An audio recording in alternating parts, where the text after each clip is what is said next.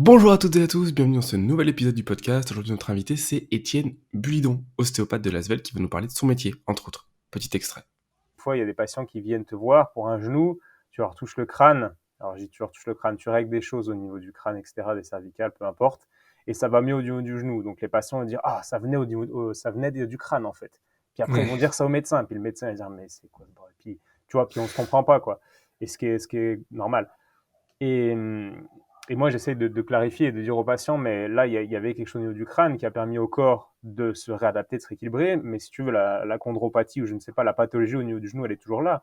Mais elle est tolérable parce que tu as enlevé des choses à côté qui la rendaient intolérable. Avec Étienne, on a parlé de plein de sujets. L'ostéopathie, bien sûr, qui est le cœur de sa passion dans le monde du basket, mais pas seulement, mais également sa curiosité, son apprentissage permanent, son podcast. Les titres sont ici, si seulement une partie de l'entretien vous intéresse. Puis sinon, si ça vous plaît tout court, n'hésitez pas à vous abonner et à liker cette vidéo. Je vous souhaite une très bonne journée et je vous dis à très bientôt. Magnéto tout de suite. Eh ben, allons-y alors, allons-y. Mais enfin, de manière générale, ce que je te disais, c'est que je voulais commencer par l'ostéopathie, parce que c'est quand même ton métier, mais je voulais aller beaucoup plus loin que ça. Mais on va commencer par ça, parce que je me suis dit, en fait, j'ai réfléchi, par quoi je veux commencer? J'avais plein de questions, Je me suis dit, on va pouvoir parler 5 heures. Commencer par ça, parce que c'est quoi un ostéo, déjà? Retour à la base, je suis pas sûr que tout le monde sache ce que c'est, forcément, dans le métier, dans le monde du sport pro, mais en général. Déjà, Et je t'ai attrapé une citation de toi qui disait même certains ostéopathes, ils comprennent pas ce que c'est que l'ostéopathie. mhm. Donc je m'attends pas à ce que les gens comprennent mon langage et pour moi c'est aux ostéos de s'adapter aux autres, que ce soit les patients ou les autres types de médecins. Tu confirmes? Ah bah bien sûr, ouais.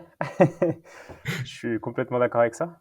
Je pense que chaque personne, de manière générale, voit la vie via son propre spectre, via ses lunettes, on va dire. C'est-à-dire que la même situation peut être vue de manière complètement différente selon qui on est. Et c'est Ouais. pareil avec l'ostéopathie, en fait. Chaque ostéopathe a sa vision de l'ostéopathie en fonction de ce qu'il a lu, de qui il a rencontré, de comment il pratique tous les jours, en fonction de plein de paramètres.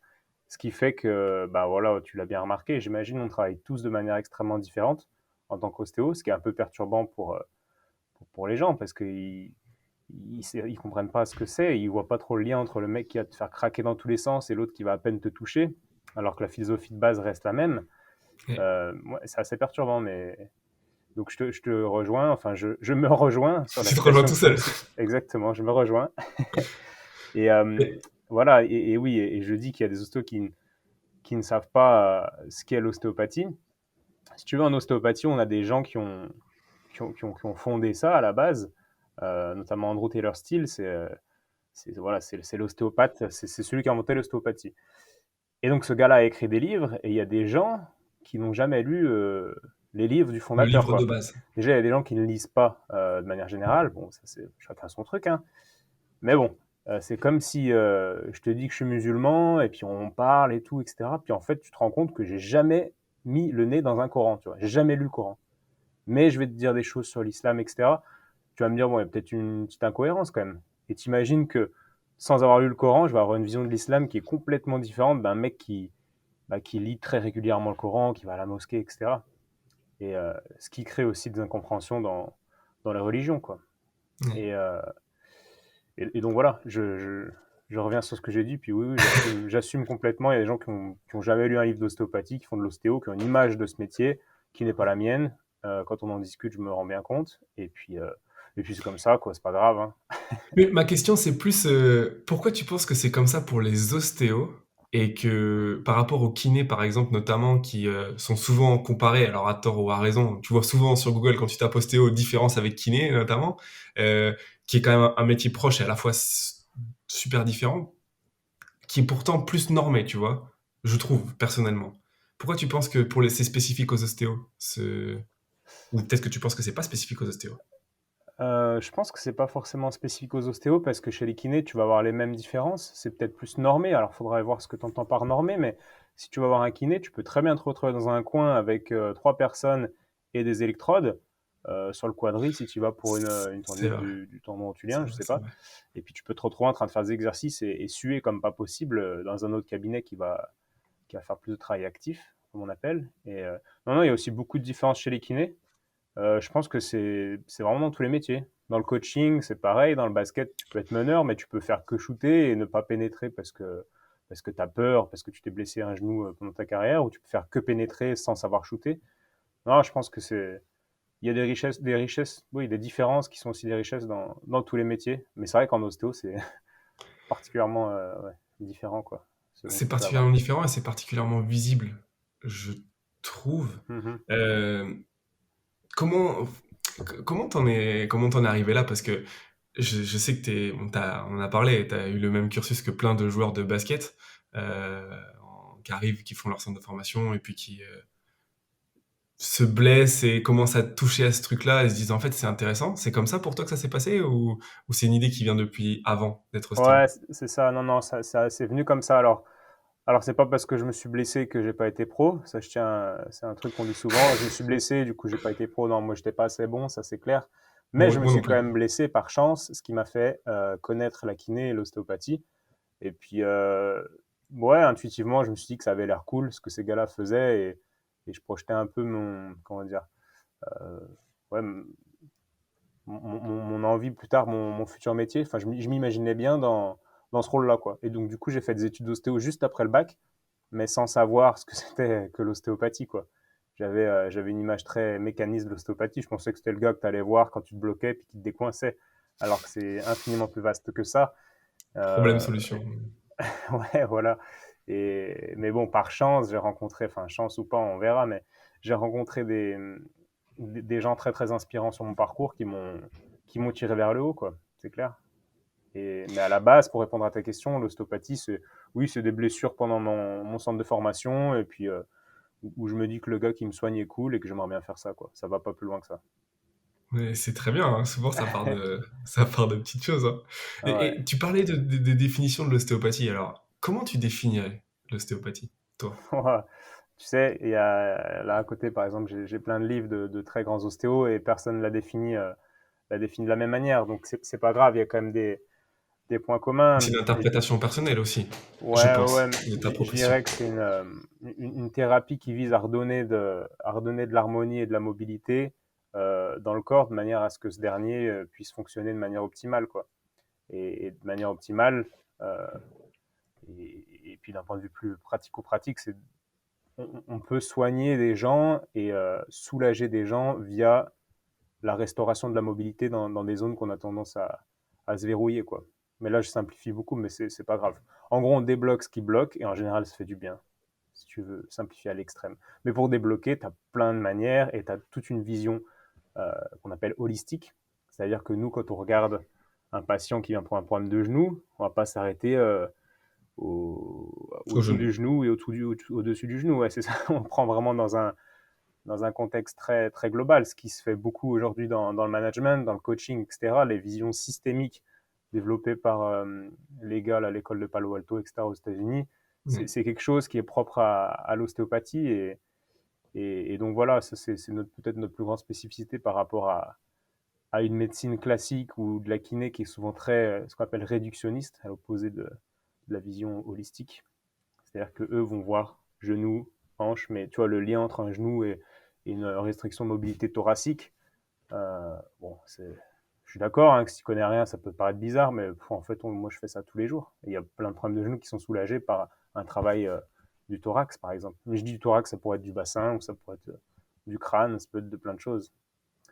Et voilà. Et moi, ça me paraît extrêmement normal, mais quand je raconte ça à quelqu'un qui n'a pas cette vision, ça lui paraît, je passe pour un extraterrestre. Alors que ça, c'est. Alors que je pourrais très bien passer pour un extraterrestre pour d'autres choses. Ça me paraît basique. Donc en général, je ne dis pas le reste, parce que sinon, là, c'est encore Ça pire. va mal se passer sinon. Il faut que je reste une personne à peu près normale, quoi. Sinon, Mais en socialement, plus, après, c'est compliqué. c'est compliqué, ouais.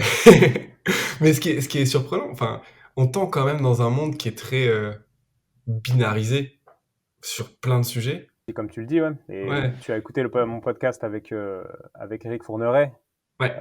Il parle de ça. Il parle de ce côté binaire que les médias nous imposent un petit peu cette réflexion binaire qui ne reflète pas du tout le monde dans lequel on vit, quoi.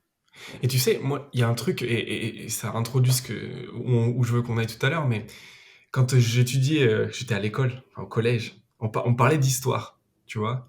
Et en fait, la prof, elle racontait des trucs. Et j'avais une super bonne prof d'histoire. Elle me racontait des histoires.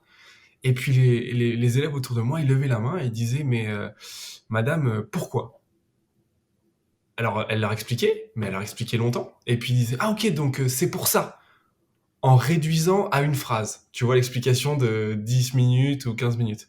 Disant, ben non, c'est une approche déterministe. C'est tu prends un truc et tu penses que ce truc-là, il fait ce truc-là. Et en fait, c'est tellement plus compliqué que ça, et c'est tellement plus difficile à assimiler aussi. Mais je pense que c'est une des raisons hein, pour lesquelles les gens font ça. C'est des raccourcis qui sont plus faciles, quoi. Et je pense que ça s'approche à plein de choses. C'est-à-dire que ça te rassure aussi mentalement. De j'ai tel problème, donc c'est ça. C'est sûr. Bah, ton corps parfois il dit d'autres choses. Et c'est ça le métier, pour moi en tout cas, de l'ostéopathe, c'est d'aller sonder un petit peu pour qu'est-ce que le corps il raconte, de s'arrêter à faire tracer des lignes et des droites, mais venir écouter ce que dit ton corps. Mm. Est-ce Ouais, que ouais, je dis bah des c'est. bêtises? Bah non, non, tu dis pas de bêtises, mais c'est clair qu'en ostéopathie, on pense pas de manière binaire et on a des patients qui veulent les réponses. Donc c'est vrai que des fois, il y a des patients qui viennent te voir pour un genou, tu leur touches le crâne. Alors je dis tu leur touches le crâne, tu règles des choses au niveau du crâne, etc., des cervicales, peu importe, et ça va mieux au niveau du genou. Donc les patients vont dire ah ça venait ça venait du crâne en fait. Puis après Ouais. ils vont dire ça au médecin, puis le médecin va dire mais c'est quoi ce bordel. Puis tu vois, puis on se comprend pas quoi. Et ce qui est normal. Et, et moi, j'essaie de clarifier et de dire aux patients, mais là, il y avait quelque chose au niveau du crâne qui a permis au corps de se réadapter, de se rééquilibrer. Mais si tu veux, la chondropathie ou je ne sais pas, la pathologie au niveau du genou, elle est toujours là. Mais elle est tolérable parce que tu as enlevé des choses à côté qui la rendaient intolérable. Tu prends le cas d'une hernie discale ou une discopathie. euh, les gens, ils ont mal au dos. Donc, qu'est-ce que tu fais quand tu vas le médecin? Eh ben, ok, prends des cachets, d'accord. Tu as fait du kiné, ça marche plus ou moins. Bon, ben, on va faire une IRM ou une radio. Ah, bah, tu as de l'arthrose. Paf, on s'arrête là. C'est l'arthrose. Et les patients viennent nous voir, ah, j'ai mal au dos, on m'a dit que c'était l'arthrose. Et ça va pas plus loin. Alors que des patients qui ont de l'arthrose, il y a des statistiques, mais à partir de 50 ans, c'est 75% de la population, quoi. Et Ouais. sur ces 75%, il n'y a pas 100% des gens qui ont mal au dos. C'est-à-dire qu'il y a d'autres facteurs qui entraînent le mal de dos. Et ça, je pense que c'est indispensable de réfléchir de manière un peu globale et de dire, OK, tu as de l'arthrose, mais tu sais qu'il y a des gens qui ont de l'arthrose et qui n'ont pas mal au dos. Donc ça vaut peut-être le coup de voir autre chose et pas se dire bah, que tu auras mal au dos toute ta vie parce que tu as de l'arthrose. Et malheureusement, ces réflexions simplistes, il y a beaucoup de patients et de professionnels de santé qui sont là-dedans, quoi. Et je trouve ça dommage. En plus, toi, t'as la vision ouverte sur plein de sujets, mais est-ce que tu touches à le monde professionnel, on en parlera tout à l'heure, et le monde libéral, entre guillemets, du quotidien. Est-ce que tu sens des différences fondamentales dans l'approche? Peut-être que les sportifs sont un peu plus préparés à entendre ça parce qu'ils l'entendent depuis plus petit, mais en même temps, il y en a qui l'écoutent pas non plus, donc Ouais. est-ce qu'il y a vraiment une différence? Oui, oui, il y a une différence, mais il y a aussi, encore une fois, je peux pas te simplifier ça comme ça parce que on vient de dire qu'il faut pas être binaire, donc je vais pas Non, non. mais c'est-à-dire que moi, mon cabinet, comment dire, il est aussi à mon image. Les gens qui viennent me voir, moi, je les trouve, déjà, je les trouve sympas et puis, comment dire, j'allais dire ils sont intelligents, mais ça, je m'auto-flatte et c'est pas bien, mais vraiment, je trouve que mes patients sont intelligents et entendent ce discours. Et puis c'est souvent des gens qui viennent parce qu'ils n'ont plus de solution. Ils entendent parler de moi à droite à gauche, donc ils m'écoutent, tu vois. Et puis ouais, je crois que la plupart des gens euh, que je vois au cabinet, ils comprennent. Ouais, ils comprennent, ils sont assez intelligents. Et ce qui n'était pas forcément le cas, ou moins le cas, j'ai travaillé dans un autre cabinet et qui n'était pas mon cabinet. Et c'est vrai que j'avais pas ça matchait pas autant entre moi et les patients, même si ça se passait très bien. Là, j'ai des relations avec mes patients qui sont vraiment très très riches, je trouve, dans mon cabinet à Lyon. Et puis voilà, je suis dans une grande ville, je suis en centre-ville. Forcément, tu n'as pas les mêmes problématiques, les mêmes patients si tu es au fin fond de je ne sais où, du Gers, pour pas dire la Creuse. On dit toujours la Creuse, mais il n'y a pas Le que la GER, c'est pas Creuse mal qui est aussi. paumée. Ouais, le GER, c'est pas mal aussi. Ah ouais. C'est un critère pour toi, les patients que tu reçois, d'avoir un ressenti avec eux? Ça t'est déjà arrivé de refuser des patients? Pas de les refuser, non, non, j'accepte tout le monde, mais c'est vrai que si ça ne matche pas avec le patient et je lui dis, bon, bah, j'essaie de le renvoyer vers quelqu'un qui sera, comment dire, Avec qui ça matchera mieux? avec qui ça matchera mieux, oui, parce que la relation thérapeutique, c'est quand même la base. Et oui, il y a des gens avec qui ça passe pas, mais c'est comme dans une soirée, tu vas rencontrer des gens, tu vois bien que ça sera jamais ton pote. Donc là, tu essayes quand même en, dans une relation thérapeutique, tu essayes de voir, mais si tu vois que ça passe pas, oui, oui, j'ai déjà dit que je préférais qu'on arrête de bosser ensemble. Et de toute façon, ça se fait très naturellement, j'ai pas trop besoin de le dire, quoi. Ouais. Et eux-mêmes le sentent parce qu'ils sont pas forcément satisfaits du retour Oui, oui, qu'ils ont. oui, oui, oui, oui, c'est clair. Mais c'est rare, quoi, c'est rare. C'est vraiment pas un sujet qui me questionne beaucoup parce que c'est très rare. Il y a d'autres trucs qui me posent beaucoup plus de questions. Dans la vie, il y en a beaucoup, beaucoup, beaucoup des Ouais. sujets comme ça. Mais oui, pour répondre à ta question, c'était est-ce qu'il y avait des différences entre le monde professionnel et le monde libéral? C'est, bah, il y en a forcément, mais waouh, ouais, il y en a forcément. Je pourrais pas trop te faire un listing comme ça, ce serait trop réducteur. Euh, Toi, c'est un choix de faire les deux. Ouais, Donc, c'est que tu en retires des choses, toi, des deux, j'imagine. Sinon, tu arrêterais d'en faire un ou l'autre. oui, oui, oui, clairement. Puis c'est surtout à la base une envie d'explorer des mondes différents, quoi. Enfin, le monde du sport professionnel est quand même un monde comment dire, où tu as des projections que tu idéalises souvent d'ailleurs, mais tu as une image de ce monde-là, et moi j'aime bien aller de manière générale vérifier dans la vraie vie comment ça se passe. Et puis la vie a fait que je me suis occupé de sportifs professionnels assez tôt, et puis j'ai eu des propositions pour bosser bah, comme à Lasvel, hein, tu sais, et j'ai dit oui parce que ça m'intéressait. Mais c'est pas moi qui ai forcé, tu vois, j'ai pas fait de candidature, j'ai jamais fait ça en fait.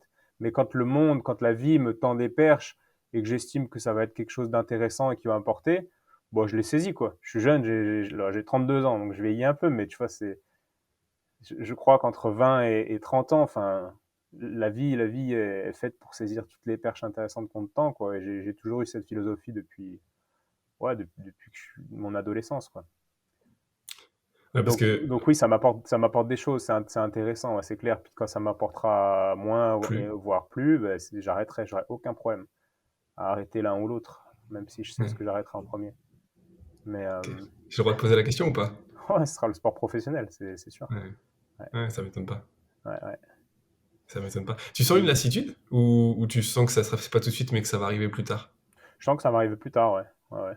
Sauf si ça dépend, après tout peut arriver, mais je sens que ça arrivera parce qu'il y a quand même une redondance et un milieu qui est quand même assez pauvre, tu vois, dans le monde du sport professionnel, culturellement parlant, philosophiquement parlant. Enfin, en fait, je me dis souvent qu'est-ce qui m'enrichit le plus. J'ai trois activités. Donc le podcast, ce qu'on fait là, tu le sais que je fais aussi moi de mon côté, le libéral et le sport professionnel. Et je sens que le sport pro m'a beaucoup enrichi, mais je sens pas le potentiel Donc, à similaire à continuer ce de que le je faire. pourrais gagner en termes d'enrichissement. Je parle pas financier, hein, mais dans le podcast et dans le libéral. Donc je pense que ce sera le prochain truc que j'arrêterai, mais je sais pas quand. Ça se trouve, ça sera dans un an. Ça se trouve, c'est pas moi qui arrêterai, mais je me ferai virer. Ouais. Tout peut arriver, tu vois. Donc, mais oui, je sens un plafond dans le sport pro qui arriver plus rapidement que dans mes autres domaines. Ouais, c'est clair. C'est un monde qui est, pour avoir eu la chance de le voir de l'intérieur, c'est un monde qui peut être aliénant quand même, le monde du sport pro. Aliénant, ouais, oui. En tout cas, pour l'ostéo, le problème, c'est que t'es cadré par. Enfin, les problématiques sont, comment dire, sont vues par des médecins, par des kinés qui pensent vraiment différent de toi. Donc, toi, tu es le petit joker. Mais tu pourras jamais pleinement exercer, aller au bout de ta vision, etc. Tandis qu'avec les patients en libéral, je fais des trucs géniaux. Et c'est simple, parce que c'est des gens qui n'ont pas de solution ailleurs. Donc, du coup, ils m'écoutent, puis on fait des choses extrêmement intéressantes. Et c'est très rare de pouvoir faire ça dans le basket. En tout cas, quand tu es dans un staff, parce que tu as toujours. Et c'est très bien, hein, je dis pas que c'est mal, mais tu as toujours le doc. Tu peux pas aller loin dans ta vision des choses, quoi. Il y a toujours le doc et le kiné qui ont un avis qui est plus important que toi et qui vont faire des choses. Toi, tu es le joker, en fait. Tu vois ce que je veux dire Ouais, je en tant comprends. qu'ostéo? Mais tu penses pas que c'est une vision du futur de se dire, parce qu'en fait, quand on fait un staff, on commence par le médecin parce qu'on a toujours fait comme ça. Mais de construire un staff autour d'un ostéopathe de manière plus générale, qui, par définition, a une vision plus générale. Ou est-ce que tu penses que c'est quelque chose qui arrivera jamais? Non, je Pas pense que ça possible. arrivera jamais parce que vraiment, là, il faut que je sois humble en tant qu'ostéo. Le rôle, comment dire? on a un rôle qui est, je pense, important. Les gens s'en rendent pas forcément compte. D'ailleurs, même le staff autour de l'ostéo, je pense pas qu'ils s'en rendent compte forcément. Mais je crois que la base, c'est quand même le médecin. Il faut un médecin qui connaisse bien la traumatologie, etc. Et ça, c'est la base de la base. Tu pourras pas l'enlever. Et non, moi, ça me parle pas. Tu vois, un staff construit Ouais. autour de l'ostéo, ça me parle pas. Ou alors un staff, et c'est ce que je fais avec des joueurs en privé, ça me parle. C'est-à-dire que le joueur a son staff classique, docteur, kiné, qui fait les choses scientifiques, très carrées, ça sort pas beaucoup du cadre. Et puis à côté, tu as le joueur qui a ça dans son club et à côté qui s'entoure d'un ostéo. Et en fait, c'est ce que je fais en privé avec des joueurs un peu stars en Europe. Et ça, pour moi, ça me parle. Mais je veux pas enlever le doc et le kiné parce que c'est trop indispensable. Et j'aurais pas la prétention de dire que je peux être au centre et eux à côté de moi. Tu vois ce que je veux dire? Par Ah contre, non, je comprends. je peux être en satellite et puis apporter une réflexion différente à un joueur qui le veut bien, parce que la plupart des joueurs se posent pas ces questions-là, quoi. Ils se contentent de ce qu'on leur apporte. C'est ça. Mais enfin, quand je disais ça, c'était pas forcément l'ostéocentre. Et c'est Ouais, juste, tu peux faire bon, dans le monde de l'entreprise dans lequel je vis, on parle beaucoup de division verticale du travail, mais il y a aussi des divisions horizontales qui existent dans des entreprises. Ça fonctionne, c'est vrai, ça exactement. existe. Et tu vois, je te prends le problème à l'envers, parce qu'effectivement, on va en parler. Tu fais du consulting Mm. chez des joueurs, On pourrait dire ça. voilà, comme Nando de Colo ou comme Léo. Donc tu te dis, c'est des mecs qui veulent prendre soin de son corps, de leur corps, et ils t'embauchent toi pour faire un suivi régulier sur le long terme, alors qu'ils ont vu comment ça fonctionnait à l'intérieur du club, mais ils décident de fonctionner avec toi, qui a en plus, je pense, un travail qui n'est pas seulement d'ostéo, mais t'as plusieurs fonctions, non? Avec eux. Ouais, ouais, des fonctions plus ou moins définies, mais oui, c'est clair que mon rôle avec eux ne s'arrête pas de l'ostéo, c'est du conseil, c'est de la discussion, puis ça dépend. Tu vois, il y a des joueurs, pendant une année, je vais beaucoup les aider parce ils vont être blessés, puis une autre année, ça va mieux aller, puis on va moins échanger, puis l'autre année, on va encore plus échanger pour X raisons. Et ouais, mon rôle ne s'arrête pas du tout qu'à l'ostéo. Ça va de, tu vois ce que c'est, du coup, c'est cool que tu es dans le monde de l'entreprise parce que moi, ça m'inspire. Il y a beaucoup d'entreprises qui s'inspirent des sportifs, mais je crois que le sportif aurait aussi beaucoup à s'inspirer du monde de l'entreprise. Et ça, Je suis on d'accord. l'oublie un peu. Et du coup, moi, j'ai cette. Comment dire? Où est-ce que je voulais en venir? C'était quoi ta question déjà? Bah, la problématique d'un club, c'est que ces joueurs, ils restent en bonne santé. Parce que sinon, t'as des blessés, et puis après, bah, ça déséquilibre un groupe. Enfin, pour un entraîneur, la chose la plus importante, c'est que tous ces joueurs soient en bonne santé. Donc, c'est Et quoi encore, le système idéal pour faire ça?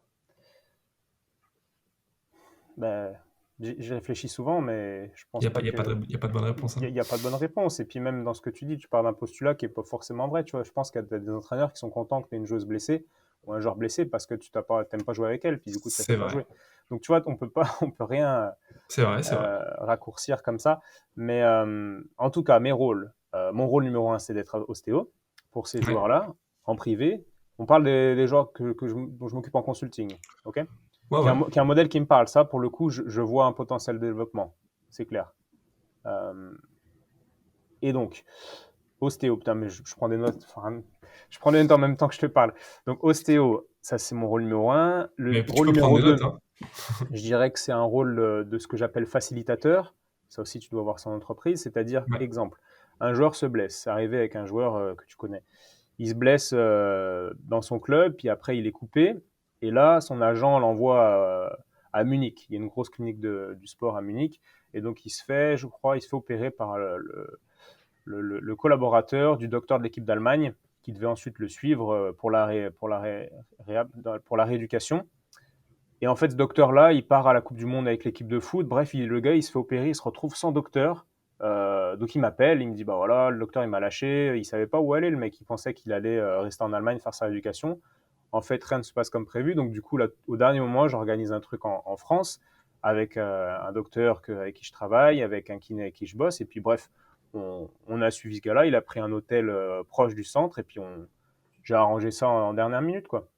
Et donc ça fait partie de mes fonctions, quoi. C'est-à-dire que si tu travailles avec moi, tu as plus de choses que juste l'hosto qui vient te voir pour te soigner. C'est beaucoup plus global. Tu as, cette, comment on peut dire, ce service-là en plus quand tu bosses avec moi, d'arrangement de choses. Et si tu veux un diététicien, bah, j'appelle un diététicien, paf, paf, je mets en relation. Donc, je suis facilitateur pour te créer un mini staff, ou en tout cas des gens de confiance qui vont t'aider quand tu es par exemple en Turquie ou en Russie ou dans des pays où bon, personne ne parle ta langue. C'est Et très où c'est utile. toujours compliqué. Ouais. C'est très utile ce genre de choses. Donc ça, c'est mon deuxième rôle qui est vraiment une grosse plus-value parce que ce réseau-là, bah voilà, ça fait 10 ans que je suis à Lyon, j'ai un réseau important dans le monde de la santé, entre autres, et, et c'est cool de pouvoir faire profiter les gens de ça. Donc ça, c'est ma deuxième fonction en consultant, en tant que consultant. Et puis, je pense qu'il y a le côté humain aussi qui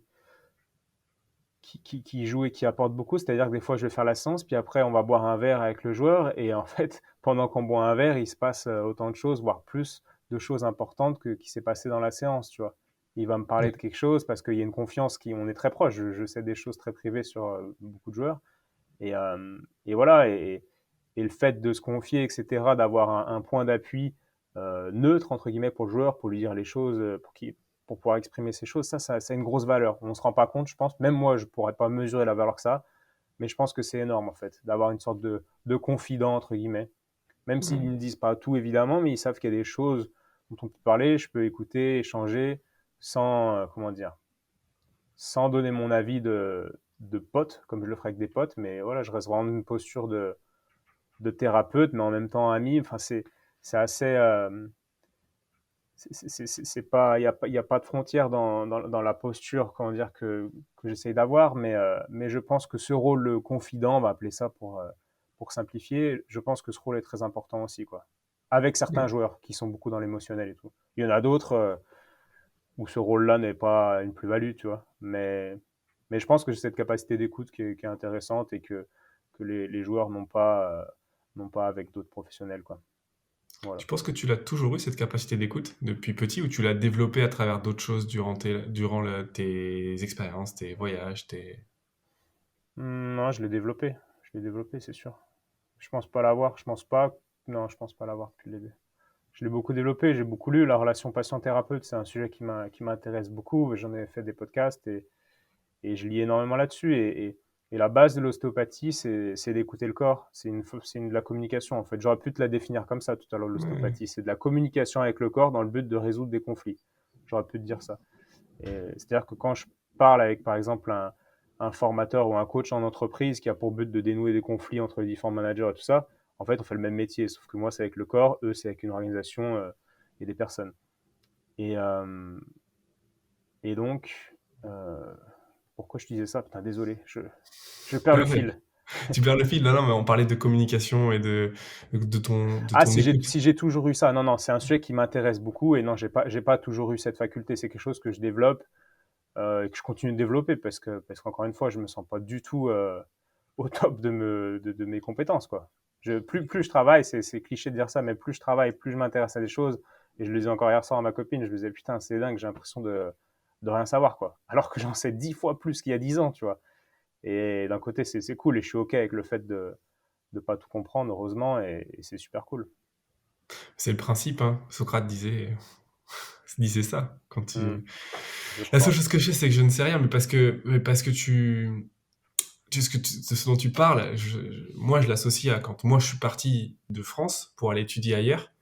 En fait, j'ai eu l'impression d'apprendre une culture, d'apprendre une vie, ouais, de réapprendre à vivre d'une certaine façon, apprendre comment ils vivaient eux. Mais en fait, en faisant ça, tu te rends compte que, en fait, tu multiplies par deux. C'est-à-dire que tu te rends compte qu'il y a une autre façon de faire.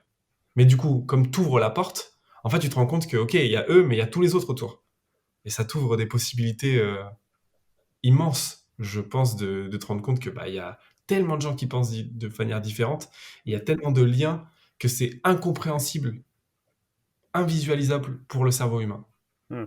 à terme. Et après, parfois c'est trop complexe, tu choisis que non, mais parfois tu as envie d'aller creuser pour en savoir plus. Et c'est ce que tu as fait d'ailleurs, toi, parce que quand tu as décidé, parce que tu as fait tes études, et puis tu t'es dit, bah, en fait, je suis pas prêt pour être qui je veux, et tu es parti faire le tour du monde. C'était dans cette démarche-là, non, d'aller confronter tes idées, qui tu es. Entre autres, je m'étais fait une liste de choses que je voulais faire.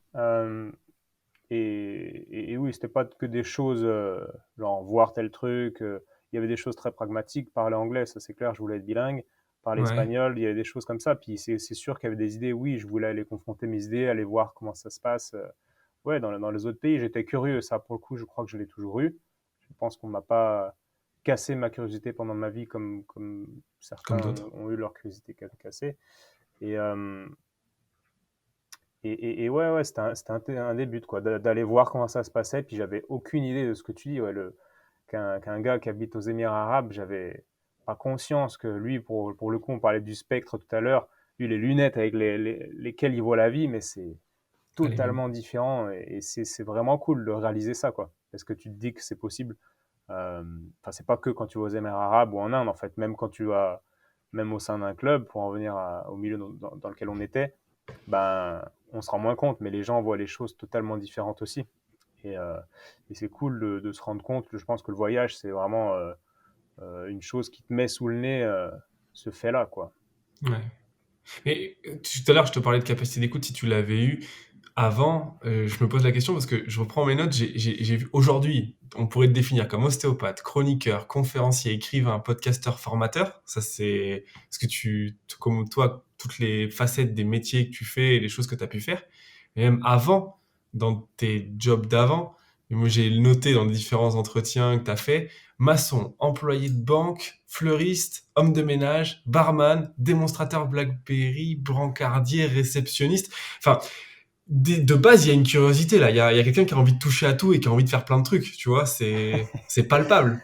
Ouais, c'est clair. Ça m'a toujours fait marrer de me retrouver j'ai été cuisinier aussi, alors que je suis nul Cuisinier. en cuisine, mais je me suis retrouvé dans une mission à faire de la cuisine, quoi. C'était énorme.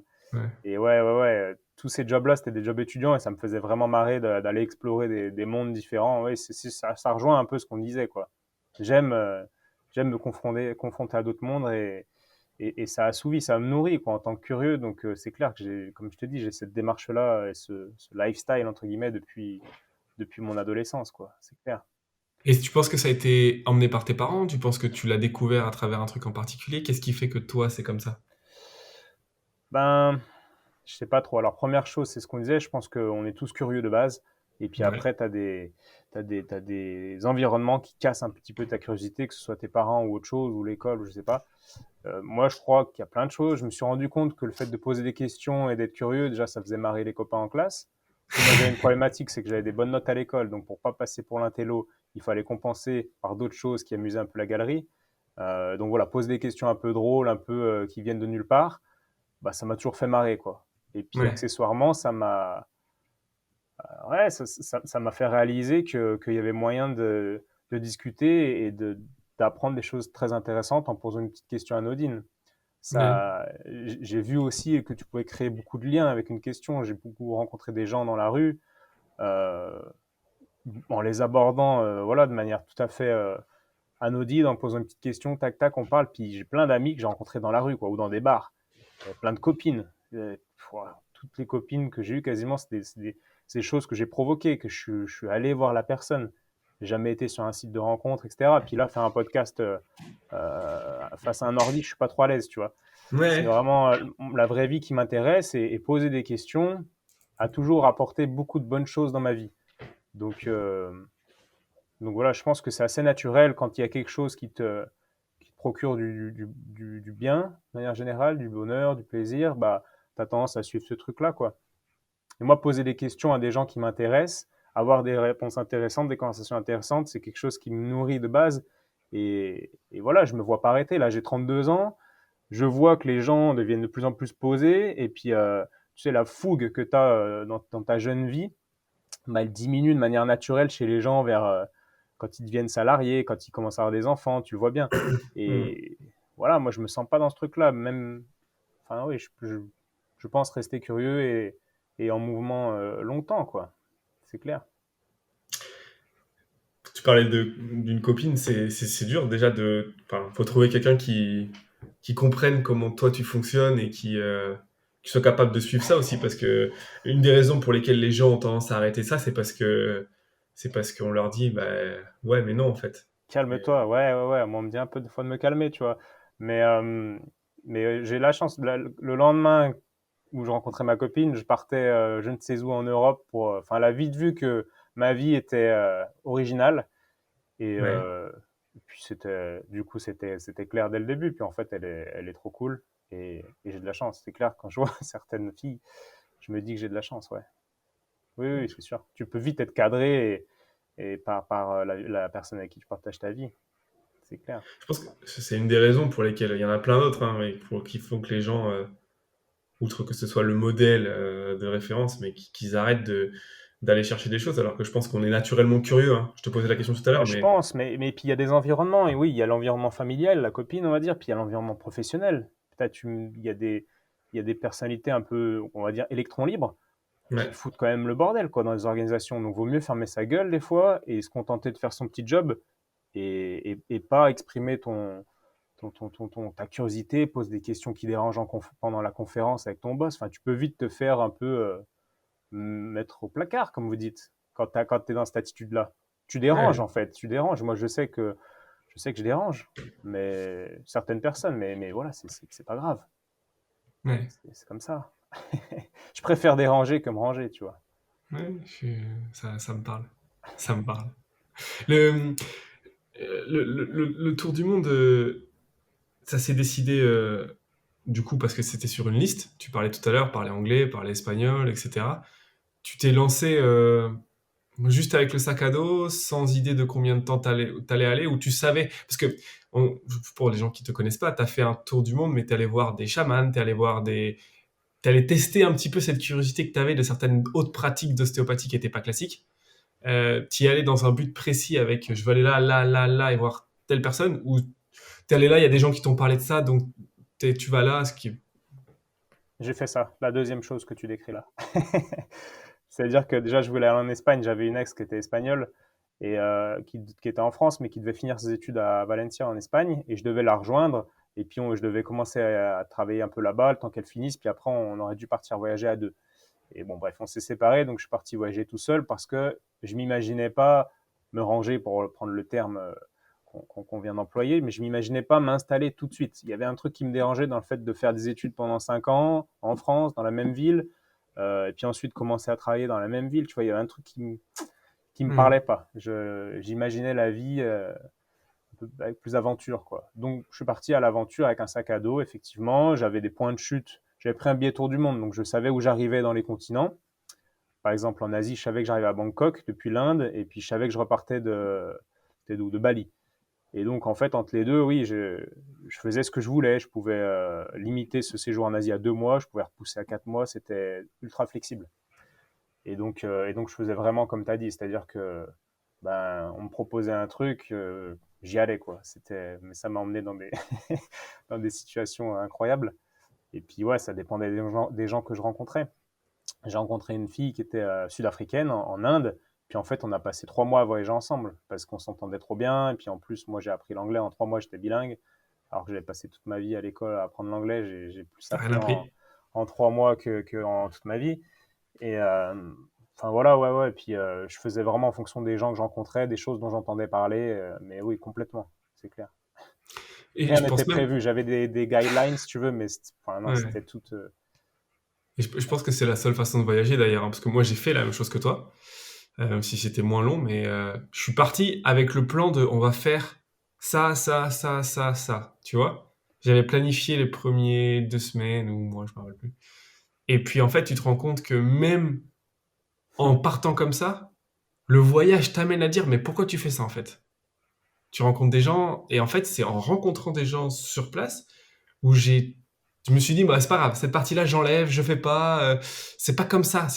Je suis parti pour faire quelque chose et en fait je suis en train de pas faire le fond de ce que j'avais prévu de faire, qui était de connaître, de découvrir, parce que je m'astreins à des choses que j'ai lues sur des guides ou que j'ai fait.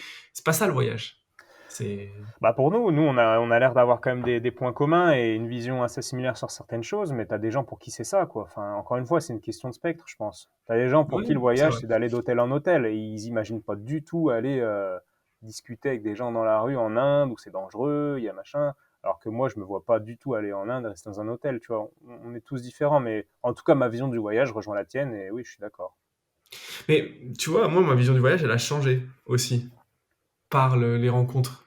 Donc, alors, bien sûr, moi aussi, je suis curieux et je me retrouvais dans ce que tu disais sur le bon élève qui doit faire un peu des choses pour être bien accepté. Donc, je comprends. Et, euh, et donc, bah, tu te retrouves dans une situation où il y a une curiosité quelque part qui a dû faire que j'arrive à ça. Et pourtant, j'étais pas comme ça, mais c'est les rencontres, moi, c'est les Sud-Américains en l'occurrence qui m'ont beaucoup influencé sur la vie tranquille, les Espagnols aussi, bien sûr, parce que je pense que c'est un style de vie qui me correspond plus.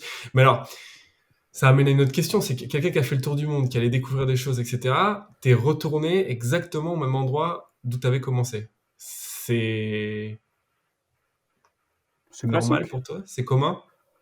Ouais, je trouve ça assez commun. Je trouve ça assez commun. Le but n'étant pas de finir quelque part. Enfin, j'avais dans la tête l'idée d'aller voir des endroits dans le monde où je pouvais vivre, m'expatrier un petit moment. Et puis, je me suis vite Ouais, rendu compte qu'il y avait une grande différence entre la réalité et ce que j'imaginais de ces endroits-là. Et puis au retour, bon, j'avais plus de sous. Donc, il a fallu que je recommence à travailler. Par chance, j'ai pu retravailler dans le cabinet dans lequel j'étais juste avant. ouais, Et puis là, j'ai réalisé que déjà la ville de Lyon, avec mes nouvelles lunettes, eh ben, était différente de la ville d'avant ouais, et qu'en fait j'étais super bien ici et que ton mindset en fait, la ville dans laquelle tu vis dépend beaucoup plus de ta vision du monde et de la vie, ton mindset, on peut appeler ça comme on veut, que de la ville en elle-même. Exemple, je rencontrais des gens incroyables de partout dans mon voyage, j'ai fait des rencontres géniales. Puis je me disais, c'est bizarre, des fois j'étais dans des villes paumées, je rencontrais des gens de ouf. Je me disais, c'est pas normal, à Lyon, il doit y avoir des gens super intéressants aussi. Et en fait, il y en a plein des gens intéressants. C'est juste que j'étais dans mon monde, dans mon petit microcosme, mais je les voyais pas, ces gens-là. Et quand je suis arrivé avec mes nouvelles lunettes à la fin du voyage, je les ai vus, tous ces gens-là à Lyon, et j'ai trouvé la ville extrêmement riche, et c'est encore le cas. Et d'ailleurs, quand je me surprends à être un peu coincé dans des semaines qui se ressemblent, paf, je prends un peu de recul, je vais faire des trucs différents, et puis à chaque fois, je me dis, oh non, en fait, c'est trop cool Lyon. Et ça dépend ouais. vraiment de comment tu te comportes. Et les gens qui disent, ouais, Lyon, c'est ci, c'est ça, machin, ben, ouais, je leur dis pas, mais je me dis, wow, ouais, peut-être que ça vient de toi aussi, quoi. Moi, je pense que Bon, c'est la meilleure ville de non. France, hein, de mon humble avis, hein, mais bon. Ouais, non, je pense aussi, je pense aussi. Et puis oui, est-ce que c'est commun ou pas de revenir au même endroit? Je pense que oui, en fait. Je pense que quand tu es jeune, tu as souvent besoin d'aller voir ailleurs pour te rendre compte qu'en fait, c'est pas mal. C'est la même chose avec les femmes. Tu as souvent besoin d'expérimenter pour te rendre compte qu'en fait, l'herbe n'est pas plus verte ailleurs, forcément, même si tu l'imagines plus verte. Et je crois que c'est quelque chose d'assez naturel, quoi, ce besoin d'aller voir. Ouais. Et justement, et ça te met en mouvement, tu vois, il y a un livre que j'aime beaucoup qui s'appelle L'Alchimiste, où le berger, il va jusqu'en Égypte pour se rendre compte que le trésor qu'il cherchait, il Il était à était là-bas. l'endroit où il a fait le rêve à la base d'aller en Égypte, dans sa chapelle en Espagne, je crois. Enfin bref, Ouais. tout le voyage a servi à le développer, enfin il s'est développé en tant qu'homme, etc., pour revenir à la base. Et non, je trouve ça assez naturel, quoi. Oui, je suis d'accord. Et souvent, Mm. d'ailleurs, hein, les tours du monde, ils se terminent toujours au même endroit, d'ailleurs, hein. Je C'est... pense que c'est, ouais, souvent, ouais. Pareil, après, il y a forcément des gens qui s'arrêtent quelque part, hein. Moi, j'ai des potes qui sont. J'ai une amie là qui est au Brésil, qui est youtubeuse et qui a fait un voyage, puis elle a tellement kiffé Rio qu'elle y est restée, et puis là, elle a acheté une maison, elle a une auberge de jeunesse, enfin, son entreprise du coup dans Rio, elle est avec un Brésilien. En fait, tout peut arriver, et ça, c'est un moment une période en tout cas que je revivrai peut-être pas, je sais pas d'ailleurs, mais je me revois en Indonésie sur un bateau, j'étais avec un pote, et c'était énorme, on avait loué un bateau. Bref, on regardait les étoiles et je réalisais que tout pouvait arriver dans ma vie. C'est-à-dire que j'avais pas de crédit immobilier, j'avais pas d'enfant, j'étais célibataire. En fait, tout pouvait arriver. C'est-à-dire que je pouvais rencontrer une meuf en Australie, puis tomber amoureux, puis rester en Australie, comme me blesser, puis être rapatrié en France, ou alors, enfin, tout était possible. Et ça, je trouve ça assez dingue, quoi. C'est un peu vertigineux quand tu te dis ça, mais sur le moment, mais voilà, c'est des sensations qui sont géniales, quoi. Ah, j'ai eu une expérience comme ça aussi, entre le Panama et la Colombie, sur un voilier, où en fait, le capitaine, il a dit, c'était sur un tout petit voilier, il a dit, je suis trop fatigué, il faut quelqu'un qui tienne la barre une seconde, je vais dormir une demi-heure, tu peux y aller si tu veux. Tous les autres, ils avaient mal de mer, je m'y suis mis, j'ai jamais vu le ciel comme ça. Un truc, bah forcément au milieu de nulle part, donc tu vois super bien. Et il y a un oiseau qui est venu à côté du bateau, tu sais, Mm. planer comme ça là, juste à Mm. côté du bateau. Et ah, c'est Je pourrais même pas te décrire. C'est le même mélange de sensations que tu peux avoir quand tu fais quelque chose de fort, tu vois. Il y a trop d'émotions, quoi. Mmh. Ouais, C'est je c'est vois. c'est beau. Ouais, c'est beau et je trouve ça cool de vivre ces moments-là, tu vois, et de les vivre seul. Je trouve ça aussi intéressant de les vivre pour toi.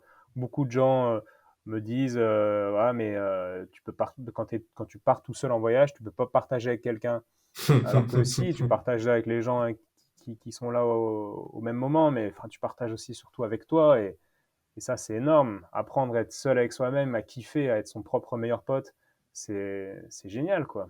T'as des gens, ils osent pas aller au cinéma tout seul ou manger tout seul dans un resto. Ils hallucinent quand je vais manger tout seul dans un resto, quoi. Alors que moi, je kiffe être tout seul. J'aime bien les gens, hein, mais des fois, j'aime vraiment être tout seul dans un resto et je suis bien, quoi.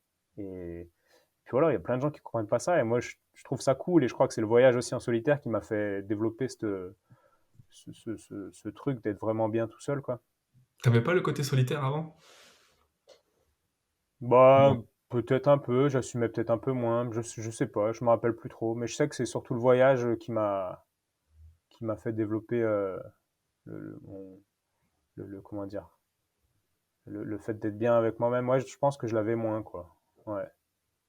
J'étais très social, non, ouais, j'étais moins, là je suis toujours social, mais c'est vrai que être tout seul, ce moment, ce besoin les Anglais ils appellent ça le me time, d'avoir du temps pour soi, tu sais. Et, et ouais, ces moments-là, j'en ai besoin, j'en ai peut-être moins besoin avant, quoi.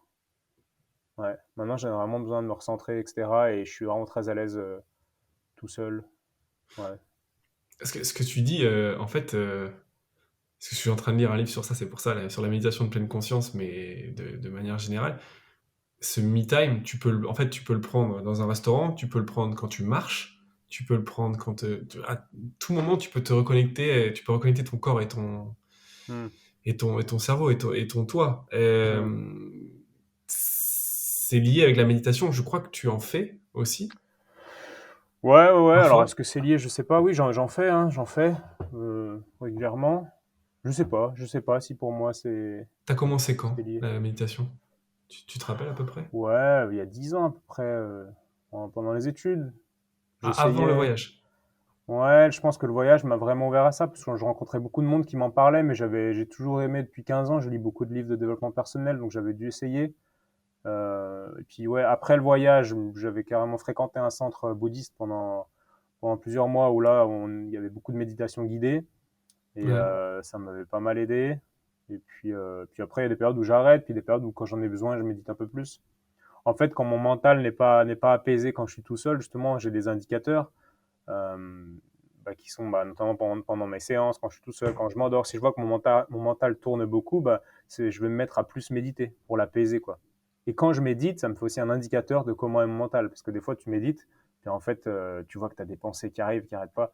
Je me dis, c'est pas grave, mais ok, c'est un indicateur qui me dit qu'il faut que je me calme un petit peu.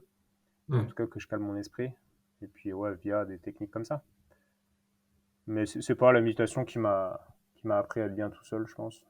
Je crois pas. Non, mais enfin, c'est plutôt l'inverse. C'est parce que les gens qui ont peur de faire de la méditation, c'est parce enfin, c'est Ah, parce que c'est une raison, c'est une raison. Là, c'est une raison, on c'est peut pas jamais dire que une. c'est pour ça, Non, mais au oui. final, tu te retrouves qu'avec toi-même. Et parfois, ça peut être flippant. Ah, mais bien sûr, il y a des gens pour qui c'est flippant et qui sont complètement d'accord avec ça et qui le disent. Moi, être tout seul avec moi-même, je préfère m'occuper, sinon je pète un câble. Les gens qui sont tout le temps dans l'action et qui s'arrêtent jamais qui prennent pas de recul, ils savent, ils se rendent bien compte que c'est trop inconfortable de rien faire, quoi, d'être face à la vie et ses problèmes, etc., et ses questions existentielles, surtout qui font flipper. Ouais, c'est pas facile, quoi. Ouais. C'est plus facile de pas y penser et de faire d'autres choses. Faire d'autres choses, c'est encore plus facile pour ne pas y penser, quoi. Ouais, c'est clair.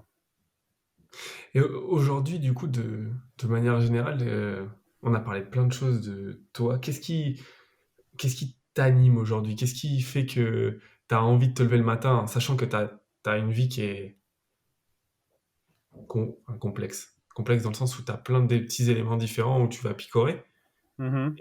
Est-ce que c'est certains éléments, parce que tous ces éléments-là te plaisent et sont le résultat d'une vraie recherche, ou est-ce que c'est parce que justement il y a tous ces éléments-là, tu penses que tu te lèves avec de l'entrain le matin? Bah, un peu les deux, hein. Voilà, ce matin, je me suis levé parce que j'avais un patient que j'aime bien qui était souffrant. Ouais. Donc avant toi, j'ai fait une consulte, sinon j'aurais bien dormi un peu plus. Donc là, je me lève pour répondre à la demande des gens et puis parce que c'est mon job, puisque j'ai envie de gagner ma vie, quoi. Et ça, c'est une raison. Mais ce qui fait que je suis chaud le matin, parce que souvent je suis assez chaud, c'est ouais, c'est l'envie de découvrir. C'est ce que je te disais tout à l'heure, quand je vois qu'il me reste tellement de choses à apprendre, je me dis pas, waouh, faut tout que j'apprenne en mode stress, mais je me dis, putain, c'est trop cool. Et ce soir, je vais rentrer, puis je vais lire un livre d'ostéo, parce que j'ai un livre d'ostéo là qu'il faut que je lise. Et, euh, et je vais encore lire de l'ostéo alors que j'en aurais fait toute la journée, quoi, ce soir en rentrant. Et parce que l'ostéo, c'est beaucoup plus vaste, c'est vraiment hyper large, c'est une philosophie, il y a plein de choses, c'est en lien avec différentes méthodes de soins que j'ai rencontrées un peu de partout dans le monde. Et ce qui m'anime, je dirais, c'est de comprendre tout ça, quoi, d'être. En fait, je prends un grand plaisir à soigner les gens. Il y a des séances qui sont vraiment, vraiment intéressantes dans le ressenti, etc. Et puis en plus, c'est très fort parce que des fois, tu soulages les gens, ils te remercient, c'est passé des trucs de malade. C'est d'une richesse vraiment extrême. Et, euh, et voilà, et comprendre ça, ça me rend heureux, ça m'anime. Il y a Frédéric Lenoir, qui est un philosophe là, qui vulgarise pas mal de trucs, qui est dans les librairies et tout.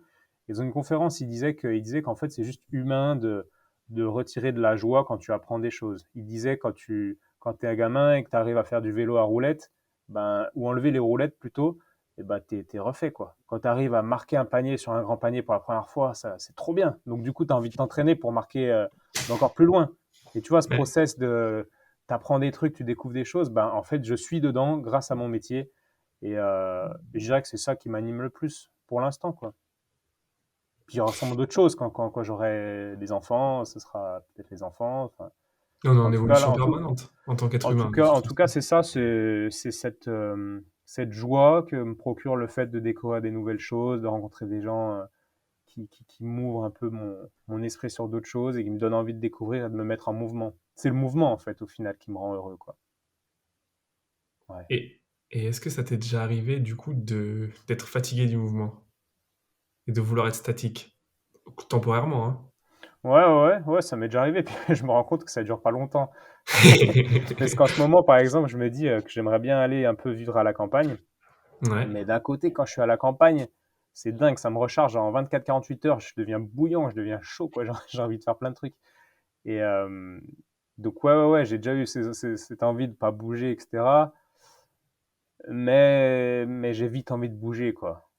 Mais je trouve que c'est assez sain, quoi. C'est pas une envie de bouger parce que je tiens pas en place, euh, mais ouais, c'est que j'ai une sorte de vie en moi qui me pousse à aller voir des trucs, quoi. Ou faire des choses, ouais. Ouais. Ouais, je sais pas, j'arrive pas. Il y a des gens, par exemple, tu vois, le dimanche. Alors souvent, le dimanche, j'aime bien ne pas faire grand-chose ou un brunch, mais tu vois, il y a des gens qui restent au lit et qui regardent des séries au lit, par exemple. Ouais. Ça, j'arrive pas. J'arrive pas. J'aimerais bien, enfin, je m'en fous, en fait, mais ça, j'arrive pas à rester dans le lit, à regarder des séries. Déjà, regarder des séries, j'ai du mal. Mais, ouais, je sais pas. J'ai envie de bouger et ça passe par lire un livre qui m'intéresse, rencontrer des gens, avoir des discussions avec des potes et tout, et puis expérimenter des nouvelles choses. Ça passe un peu dans ce genre de choses, quoi, le mouvement. C'est pas que du mouvement comme on l'entend, quoi, au premier degré. Pourquoi tu dis que t'aimerais bien être capable de regarder, de te poser, de regarder une série tout le dimanche? Bon, ce serait plus pour comprendre ce que ça fait, pour comprendre les gens qui sont à fond derrière des séries. Quoique là, j'ai découvert, comment ça s'appelle Merde, sur les renseignements. Zut, la Il y série en a plein. française. Où c'est des gars de la DGSE qui. Ah, euh, et... Ah, Putain, je suis con, moi. Ah, bref. Bon, il y a que cette je vois la série-là. série. Je vois la Ouais. série, ouais. Parce Bon, que bref. en ce moment, je vois beaucoup de gens qui sont dans ce milieu-là. Eh, non. Et. Ah, putain. J'ai Black Mirror en tête parce que ça, j'aime bien aussi. J'ai déjà regardé plusieurs trucs. Mais bref, j'aimerais bien juste, c'est pour comprendre l'intérêt, que pourquoi les gens sont dingues des séries, parlent que des séries. J'aimerais bien comprendre ça. Je comprends pas, tu vois. Et c'est juste pour comprendre, en fait, que j'aimerais bien être capable de regarder, d'enchaîner des séries, mais j'arrive pas. Le bureau des légendes. Le Bureau des légendes, exactement. Ça, c'est ma série. J'ai jamais regardé une série avec autant d'assiduité. Mais tu l'aimes pourquoi? Par le côté psychologique, par... Mais justement, pourquoi je l'aime? Parce que c'est un monde que voilà. je connais pas. Je fréquente des gens qui sont dans le renseignement en ce moment et du coup, bah, ils disent des petites choses, mais moi, ça me rend dingue parce que je dis, et puis ils veulent pas tout dire, puis je veux pas faire le bourrin, poser des grosses questions avec des choses en demandant des choses qui se demandent pas. Et donc voilà, c'est ça en fait qui m'intéresse. Mais je serais pas entouré de gens comme ça, notamment une personne. Je pense que ça me titillerait un peu moins. Mais c'est une très bonne question. Ça rejoint ce que je disais tout à l'heure. En fait, c'est pour un peu comprendre plus loin et me mettre un peu dans le monde de quelqu'un, découvrir le monde de quelqu'un d'autre. Je trouve ça assez intéressant, quoi. Ouais. Surtout le monde des renseignements dont on parle pas, etc. Moi, ça me plaît, quoi. Puis il y a un côté psycho. Moi, je sais que personnellement, ce que j'aime bien regarder, souvent, c'est le côté psychologique. Mais ça vient, c'est personnel, hein. Mais le côté psychologique des personnages. Et, euh, et il y a pas longtemps, j'ai regardé une série sur. Enfin, il s'appelle You, là, sur un gars qui devient obsessionnel, en fait, sur Mhm. des femmes. Il en prend une, et puis, en fait, il tombe amoureux, et puis il veut tout pour elle, et en fait, du coup, c'est négatif. Enfin, bon, c'est tout Mhm. ce processus-là. Et moi, ce que je trouve intéressant dans la série, parce que pourquoi je l'aime bien la regarder, c'est ce côté-là, découverte du personnage, plongé dans, tu vois, dans une façon de penser que moi je ne connais pas. Mhm. Je comprends pas comment tu peux arriver, par exemple, à tuer par amour, par exemple, tu vois. Mhm. Et je trouve que c'est très bien dépeint, et c'est ça que j'aime bien, moi. Mais au final, c'est un peu la même chose que lire un livre où, tu vois, c'est une plongée dans quelque chose qui te nourrit. Ouais, carrément. Moi, j'ai plus la culture de lire des livres, mais je comprends largement, en fait. Je comprends, mais j'arrive pas trop à rester devant la télé, mais je Ah non, comprends, non, quoi. Je ça, comprends. ça c'est encore un autre sujet. Est-ce qu'il y a des sujets où, alors, t'as l'impression d'avoir fait le tour, c'est peut-être pas la bonne expression, mais où tu t'es fatigué de regarder ce sujet-là en particulier? Ben, ouais, en fait, c'est cyclique parce que je pense qu'il y a des sujets que tu creuses pendant un moment, puis après, tu dis, bon, bah, c'est bon, puis en fait, le temps passe, et puis tu sens le besoin d'y retourner, et tu redécouvres le truc, et tu te rends compte que t'avais compris, entre guillemets, ouais, ou envisagé qu'une petite partie de ce même sujet. Et c'est ça qui est bien, parce que là, je parle avec l'ostéopathie, hein. Et, Ouais, mais ouais, en ostéo, ce qui est bien, c'est que tu passes vraiment, tu as tout un chemin dans ton parcours d'ostéopathe, dans ta carrière, et tu passes différentes strates, et puis tu te rends compte qu'en fait, des fois, tu reviens en arrière, tu pensais avoir acquis des strates, puis en fait, tu reviens en arrière, tu te rends compte qu'elle est en lien avec d'autres choses que tu développes. ouais, C'est-à-dire qu'il y a l'ostéopathe qui ne va pas te toucher pratique une ostéopathie plutôt qu'on dit biodynamique. Et l'ostéopathe qui te fait craquer, c'est une ostéopathie plutôt biomécanique. Et en fait, il y a tellement de parallèles entre les deux. Donc, une fois que tu maîtrises un peu la biomécanique, ce qui se dit pas, maîtriser la biomécanique, c'est pas un bon terme, mais admettons, une fois que tu penses avoir fait le tour de ça, tu te rends compte en explorant d'autres trucs que tu n'as pas fait le tour. Et puis, tu y reviens. Et en fait, ouais. ça évolue avec des va-et-vient dans différentes choses que tu as déjà creusées.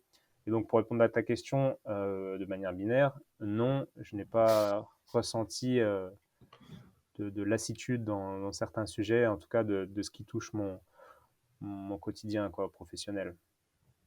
Et cette question de la binarité, moi, il y a un débat, une question que j'ai jamais forcément réussi à répondre, et je pense qu'il n'y a pas de réponse d'ailleurs.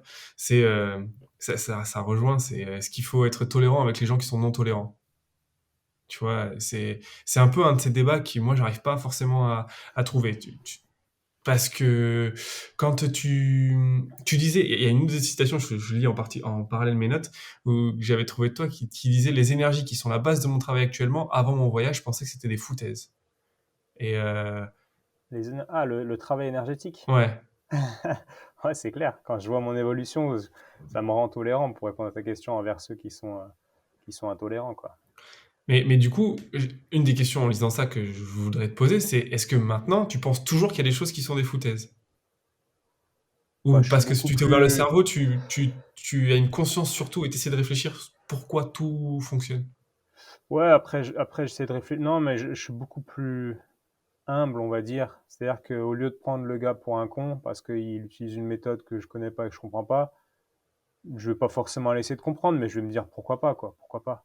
Ouais. Et ouais, j'ai plus d'humilité, hein, j'ai plus d'humilité, c'est clair.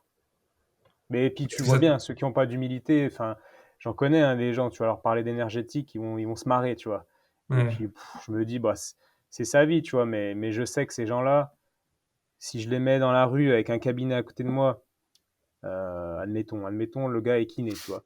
Donc quand tu es kiné, tu es remboursé par la Sécu. Donc c'est facile d'avoir des patients. Mais je le mets comme moi, dans la même situation que moi, c'est-à-dire non remboursé par la Sécu, remboursé par quelques mutuelles, mais sinon où les patients doivent payer de leur poche. Sachant que quand les patients payent de leur poche, il faut du résultat, sinon ils ne reviennent pas. Ils sont pas ouais. bêtes. Et, et les gens qui se marrent, qui se marrent quand je leur parle d'énergétique ou que je les vois très fermés, des fois je me dis putain, si lui, il était en libéral, non remboursé par la Sécu, mais son cabinet serait vide. Parce que ce qu'il fait, c'est de la merde. Et, euh, et voilà, mais je suis tolérant, je le sais, et je me dis, bon, bah, tant pis. Souvent, se moquer d'une chose que tu connais pas est un phénomène assez normal de protection, etc. Mais, entre autres. Mais en tout cas, ouais, ça me fait marrer de m'imaginer des gars qui sont un peu moqueurs. Ça me fait marrer de les imaginer seuls à soigner des gens qui payent pour venir les voir. Bah, en fait, je crois bien que leur cabinet serait vide. Ouais, je Et ça, comprends. ça me fait marrer, quoi. Voilà. Mais c'est ce que tu parles, ce dont tu parles, là, pour moi, souvent on oppose l'humilité et la confiance en soi, alors que Ah non, c'est c'est pas forcément. Moi, pas je du crois que tout la je même suis chose. confiant. Je Tu suis peux être assez confiant confiant. et humble, c'est pas la, mais je trouve que, et puis alors j'aime pas trop cette phrase, c'est français, mais j'ai pas, tu vois, trouvé forcément dans un autre pays cette opposition comme on peut avoir Bah non, ici. mais je trouve que c'est pas opposé. Je trouve que ça va plutôt ensemble, en fait. Je suis Parce que la d'accord. confiance en soi, t'es plus facilement humble. J'ai des gens en tête là qui ont pas confiance en toi, en eux, je veux dire, et leur manque d'humilité est encore une fois une sorte de phénomène de protection par rapport à ce manque de confiance. C'est un peu le syndrome de l'imposteur, si tu veux. Il y Ouais. en a qui vont surjouer, qui savent qu'ils sont pas à leur place, qui savent qu'ils sont pas au niveau, mais du coup ils vont faire semblant, ils vont faire un peu les chefs, ils vont faire genre, parce qu'en fait ils ont une insécurité profonde. Et ouais, non, non, moi je trouve que ça va plutôt ensemble en fait, confiance en soi et humilité, Ouais, je suis plutôt d'accord. que, plutôt que l'inverse. Je suis d'accord. Et pour revenir au monde ingénieur, enfin c'est un exemple moi de mon cursus, mais on a toujours fait avec la physique normale entre guillemets, la physique de Galilée, la physique avec voilà des lois. Puis un jour on a découvert la physique quantique. Et en fait, on s'est rendu compte que les deux sont incompatibles. Sauf qu'en fait, on arrive à les démontrer les deux. Donc on est dans un paradoxe où il y a enfin ça c'est pas possible avec ça et en même temps elles coexistent. Aucune n'est fausse. Donc il doit y avoir un postulat. Il y a des choses qu'on comprend pas, mais en fait on accepte les deux parce que les deux fonctionnent ensemble et ça nous fait repenser notre façon de fonctionner. Mais très bien, tant mieux au contraire ça Hum. nous fait expliquer plus de choses en fait. Et Bah oui, tant mieux pour nous qui sommes ouverts à ça, mais il y a des gens pour qui c'est inconfortable de repenser à ta façon de fonctionner. Enfin, ouais, moi je suis quand même aujourd'hui très conscient que j'ai mes lunettes et ma vision du monde qui est la mienne, mais qu'on est tous différents puis je m'en fous en fait. Si le gars, si mon collègue, enfin mon collègue ou si quelqu'un que je dois fréquenter par nécessité de là où je travaille ou quoi, s'il se remet pas en question, s'il est dans un truc qui est complètement différent du mien, mais il a ses raisons. Je me dis qu'il a ses raisons et puis je fais au mieux pour que ça se passe bien quoi. Mais c'est pas grave. Mais du coup, les épisodes, notamment de podcasts que tu fais, je mettrai la description d'ailleurs en dessous pour ceux que ça intéresse, ils sont très très intéressants, j'en ai écouté plein. Tu le fais dans une volonté de vulgariser quelque part. Donc, Non, enfin, non, non, comme je le dis non? souvent, je le fais dans une volonté d'aller rencontrer des gens qui m'intéressent. Le podcast, c'est une superbe excuse pour aller rencontrer des gens. Donc, Ouais, ça, c'est la première chose. Je le fais pour moi, pour rencontrer des gens, pour apprendre, pour m'ouvrir l'esprit. Et c'est génial, en fait, un podcast, parce que moi, je l'ai fait physiquement, en présence, en ouais. présentiel. C'est-à-dire que derrière chaque épisode, bah, il y a une histoire, tu vois, pour aller rencontrer Baral, qui est un ostéo très connu, bah, c'est marrant, quoi. Je suis allé en train, je devais prendre mon vélo, ils ont refusé mon vélo. Bref, j'ai essayé de finir en stop le voyage, ça n'a pas marché. Et puis j'ai fini en courant et j'ai couru 12 km avec mon matos, il faisait chaud, c'était en Camargue. Et je suis arrivé, et j'étais trempé en sueur, tu vois, devant Baral, qui est le gars dont j'entends parler depuis je sais pas combien de temps. Puis il me voit et Ouais. il se marre, tu vois. Il se dit, c'est qui ce blaireau là, en sueur. Puis après, on a fait un très bon épisode. Mais tu vois, il y a des histoires qui sont trop cool comme ça derrière chaque épisode. Et ça, c'est pour moi. Ça, je le partage pas et c'est vraiment pour moi. Et Ouais. donc, la première motivation, c'est pour moi. C'est pas de vulgariser, ça c'est clair. Et après, non, vulgariser, c'est même pas quelque chose qui m'intéresse parce que je suis dans une démarche plus d'apprentissage que de transmission.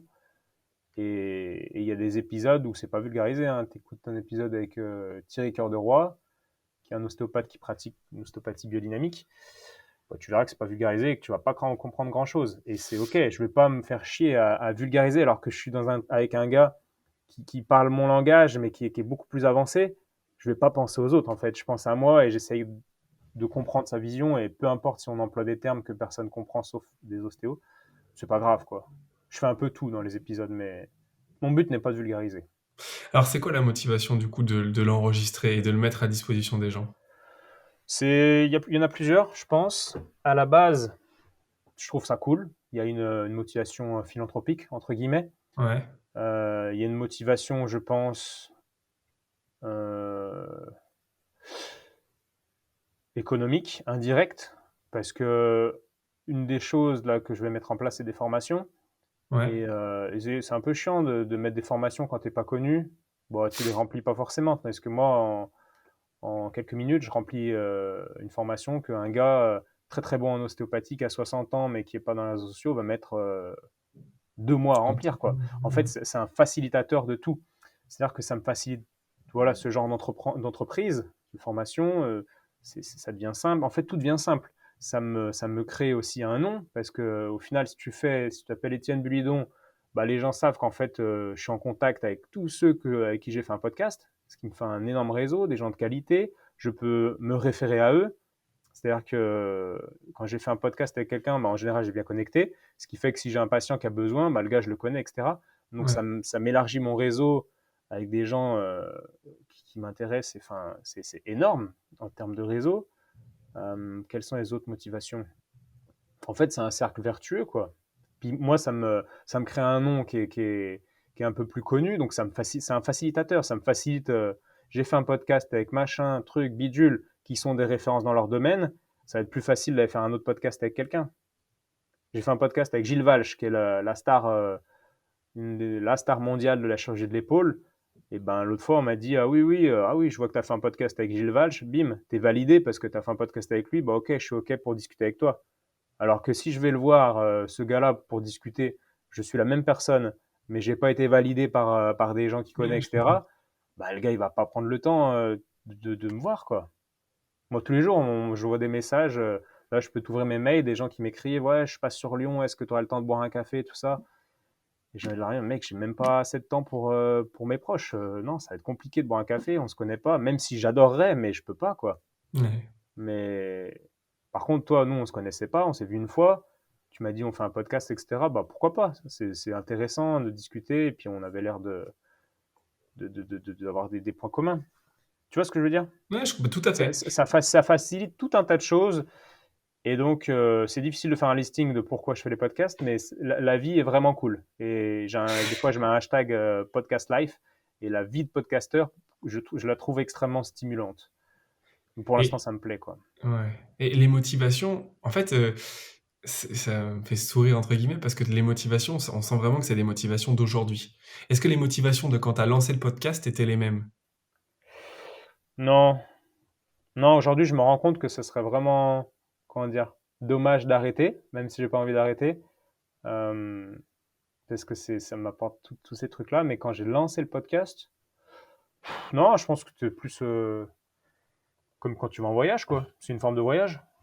Et c'était une envie d'aller voir ce qui se passe dans la tête des gens. Et ouais, en fait, je faisais déjà ça avant. Hein. J'avais un dictaphone où j'enregistrais des conversations avec des gens. J'ai toujours peur d'oublier ce qui se dit quand je rencontre des gens trop cool et trop intéressants. Je sais que j'oublie ce qu'ils me disent. Et puis, ouais, non, enregistrer, c'était aussi un moyen de ne pas oublier. Et oui, il y avait une envie de partager. Ouais, c'était un mix, mais surtout une envie de découvrir de me lancer dans un voyage, quoi. Ça t'arrive de réécouter des épisodes à toi? Non, ben, bien sûr, bien sûr. Beaucoup? Ouais, Ouais. ouais, ouais, bien sûr. Bien sûr, il y a des épisodes que je réécoute pas, et des épisodes il y en a sur la psychologie biodynamique que j'ai réécouté 6 ou 7 fois. Et chaque fois que je le réécoute, je capte des petits trucs, et parce que le mec en face de toi, enfin, c'est la Oui. référence en France, quoi. Et il dit des choses tellement intéressantes que tu peux pas les assimiler en une fois. Et ouais, bien sûr, bien sûr. Je réécoute beaucoup, beaucoup de mes podcasts, ouais. Tu refuses, Mm. tu disais, tu refuses des gens où en fait tu t'es lancé dans un podcast où tu as commencé à te dire ah ce serait intéressant de faire avec cette personne-là et au final tu commences et tu te dis ah en fait cette personne n'est pas intéressante. Ouais, ouais, bien sûr. Enfin, J'imagine que c'est j'ai normal. déjà, par exemple, lu un livre, pris rendez-vous pour un podcast, puis ensuite je lis le livre et je me dis, wow, en fait, ça m'intéresse pas. C'est pas que la personne n'est pas intéressante, c'est que le podcast m'intéresse. Enfin, L'histoire qu'on va ce raconter. qu'il raconte me parle pas trop. Et, ouais. Genre, il y a un gars qui est très connu, on me dit, ah, fais un podcast avec Major Mouvement, tu vois. C'est un gars sur le réseau qui est un kiné, qui fait des. Bon, en fait, il m'intéresse pas, tu vois. Il est cool, enfin, c'est très bien ce qu'il fait, mais ça m'intéresse pas. Donc j'ai du mal à aller faire un podcast avec lui parce qu'il est connu et tout. Ce qu'il fait ne m'intéresse pas, quoi. Donc, bah, c'est comme ça, même si c'est très bien, encore une fois. Donc, ouais, non, je vais pas voir des gens qui m'intéressent pas, quoi. Ça, c'est Mais ça clair. c'est le contenu qui t'intéresse pas. Mais est-ce que ça t'est déjà arrivé de voir un contenu qui t'intéresse, d'aller voir la personne et au final d'être Non, quand même, non, déçu? non, non. Non, non, non, ce que j'aime bien, c'est justement aller voir, comme je te disais, les gens en face et puis voir l'énergie qui dégage. Qui dégage. Ça, c'est très intéressant parce que quand tu as des mecs que tu as lu des livres depuis longtemps et puis tu les vois en vrai, puis en fait, ils dégagent rien, alors que d'autres gens que tu connais à peine, que tu vas voir et ils dégagent un charisme et un truc de malade. Enfin, je trouve Ouais. ça super intéressant, quoi. L'énergie des gens, quoi. La passion qui transpire de leur peau, le côté brillant des yeux, tout ça. Ouais, j'ai rencontré des personnes de malades qui étaient, enfin de malades, avec qui j'ai une énorme connexion et je suis très, très, très reconnaissant d'avoir rencontré. Et j'imaginais pas du tout ça, quoi. Et d'autres, euh, par exemple des Instagrammeurs, des influenceurs, tu vois, j'ai eu quelques gens connus des réseaux, et tu as une image d'eux sur les réseaux, puis quand tu les vois en vrai, ça colle pas du tout. Et puis d'autres, où c'est encore pire que ce que tu imaginais en termes d'impact énergétique sur toi, quoi. Donc oui, j'ai eu des gens, peut-être pas qui m'intéressaient pas, mais où j'ai été un peu surpris de ce qu'ils dégageaient et de l'énergie qu'ils avaient, quoi. Ouais. Mais de là à être en phase 2, d'enregistrer l'épisode et d'être déçu, non, jamais été déçu. Parce Non. qu'en fait, même si ça se passe comme ça, je suis pas déçu parce que ça apprend quelque chose. Et ouais, non, j'ai pas jamais été trop Ça- déçu non plus, quoi.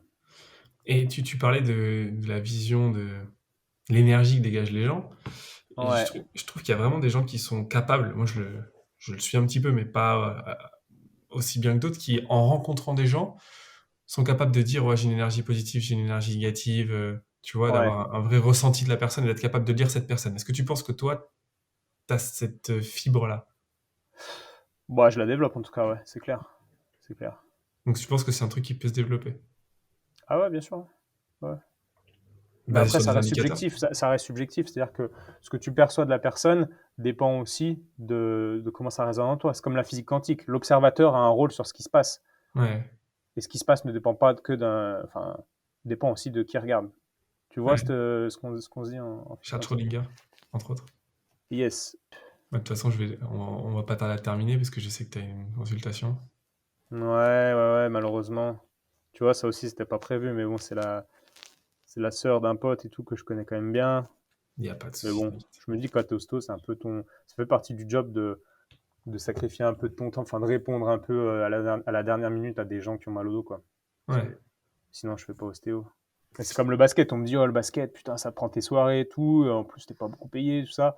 Mais voilà, je vais pas me plaindre parce que c'est les conditions de base et je le fais pas, en fait. Si ça me va pas, je le fais pas. Donc, ouais. ouais. L'ostéopathie, c'est quand même le cœur de ce qui t'anime. Ouais. Ou ça s'éloigne quand même, tu vois, où tu commences à t'ouvrir à d'autres sujets et du coup, tu sens que ta passion s'éloigne un petit peu, ou ça reste vraiment le cœur de tout. Non, ça reste le cœur de tout. Ouais. C'est fou, c'est beau, hein. C'est, Ouais, je sais pas si c'est beau, mais bah, enfin, moi, je trouve ça beau, en tout cas. ouais. C'est parce que, ouais, une passion, y a pas, déjà, je suis pas sûr que tout le monde ait une passion. Alors, développées ou pas. Il y en a qui sont frustrés de choses, mais et puis Mm. s'y accrocher, et puis que ça devienne une part de ta vie, en fait. Moi, je trouve ça beau, personnellement.